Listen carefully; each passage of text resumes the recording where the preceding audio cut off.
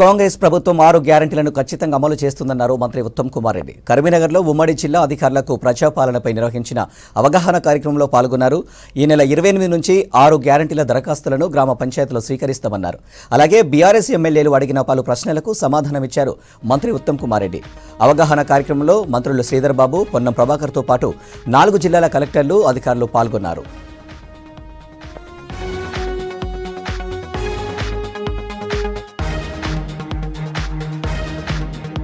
So there are already people who are receiving pensions in our constituency. But దగ్గర మా constituency లో 72,000 మందికి పెన్షన్లు వస్తున్నాయి already.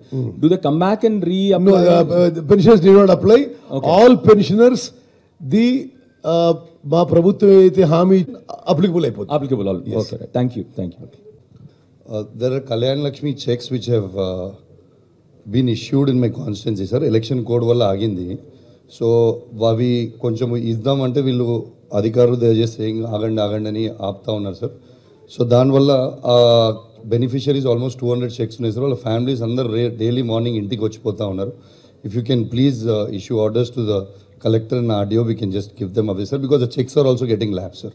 Sir we've already issued Gruhalakshmi అని చెప్పేసి లబ్ధిదారులకి మనం జస్ట్ బిఫోర్ ది ఎలక్షన్ 3 లక్షల రూపాయలు గృహలక్ష్మి ద్వారా ఇచ్చినాం మనం. So a couple of them have started already, the rest have yet to start. So they're confused because they. So do we go ahead and ask them to continue the process?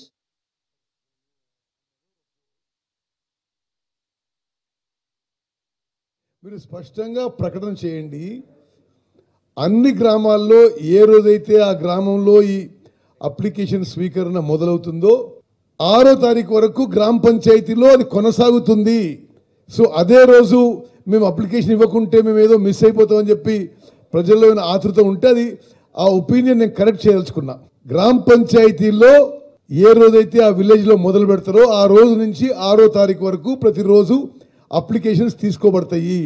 రెండో విషయం, ఒక application form ఒక ఫ్యామిలీకి, ఒక family అంటే ration కార్డులో ఉన్న unit family, ration card లేని వాళ్ళు కూడా ఈ అప్లికేషన్లో ఒక ఫ్యామిలీగా అప్లై చేయండి.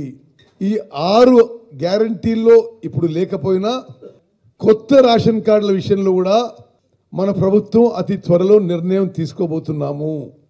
ఈ అప్లికేషన్ ఫామ్లో ఉన్న వివరాల ఆధారంగానే కొత్త రేషన్ కార్డులు క్యాబినెట్ నిర్ణయం తీసుకొని ఎప్పుడు మొదలు పెడితే అప్పుడు ఈ డేటానే ఉపయోగిస్తామని చెప్పి నేను మనవి చేస్తున్నాను.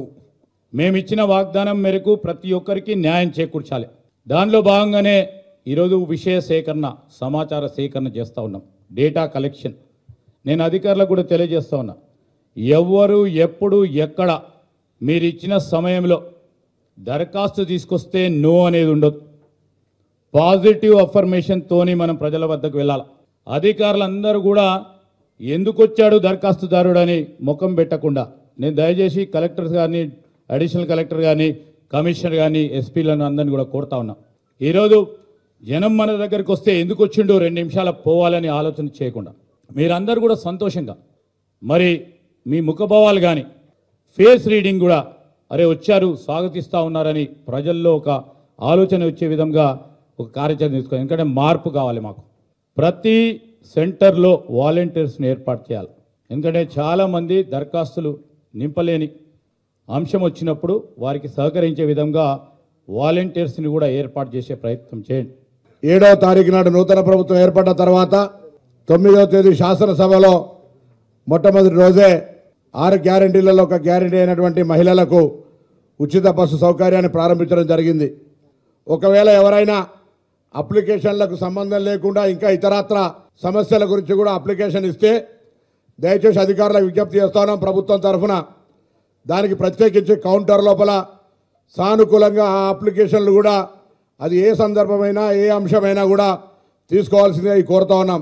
అప్లికేషన్ తిరస్కరించడం కానీ అప్లికేషన్కు అర్హతలకు సంబంధించి ప్రశ్నించేటువంటి సమస్య ఉత్పన్నం కావద్దు.